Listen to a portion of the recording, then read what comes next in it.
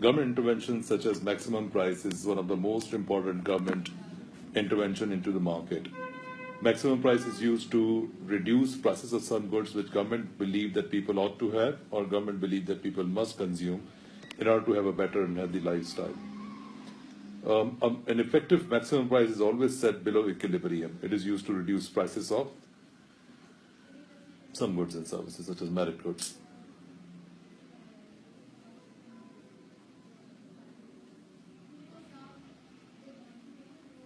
We always take price level on the y-axis and output on the x-axis.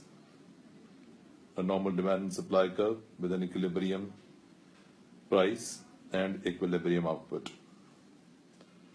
where demand is equal to supply. An effective maximum price set always below equilibrium, also known as price ceiling. When government imposed this maximum price, as a result of decrease in the price in the market, as sellers cannot sell anything above maximum price, they lose incentive and reduce supply. On the other hand, consumers' effective consumer demand increases. So demand will increase and quantity supply is definitely going to fall. Another problem that we face in maximum price that some consumers are able to purchase at point A.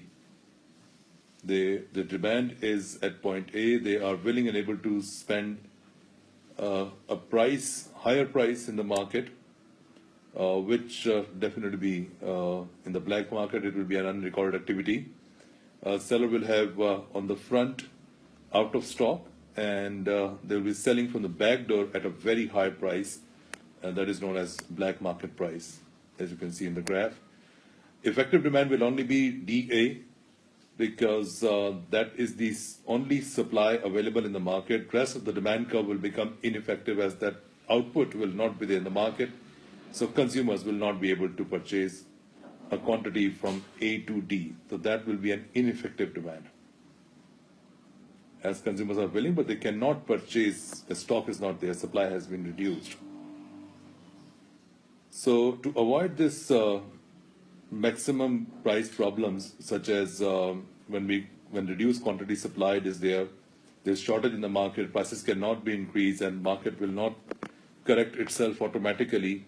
So the quantity supplied will reduce, demand will rise. So government must provide subsidies, because if government do not provide subsidy, then there will be queuing, because output available in the market is only OQS, as you can see in the graph.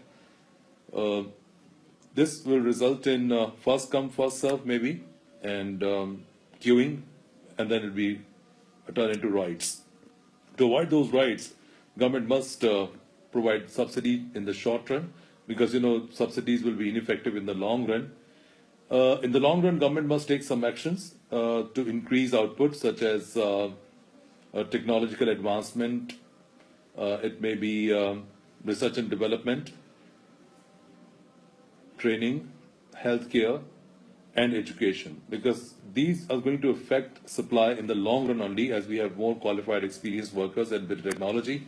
That better technology and qualified and experienced and more productive workers will increase supply in the long run. Supply after subsidy will shift to the right hand side, and the new equilibrium in the market will form at point B ball, as you can see here. So that point B will be the new equilibrium at which demand will be equal to supply in the long run, and we're not going to face any of these kind of problems like rights and queuing and all. So remember that effective demand is only that demand which consumer is willing and able to purchase. DA is the initial ability of the consumer to purchase, because from A to B, demand is not effective, as that supply is not there in the market. Supply are going to reduce the supply to OQS only after the effective maximum price is set below equilibrium. So it's a very important concept, and most of the students, they do not understand that only maximum price will not be effective, because it results in black market and government monitoring costs. It increases to a very large extent. So it is not possible for the government to monitor. At the same time, if demand and supply are inelastic, then maximum price will not be effective, as there will be a very small effect on the demand and supply.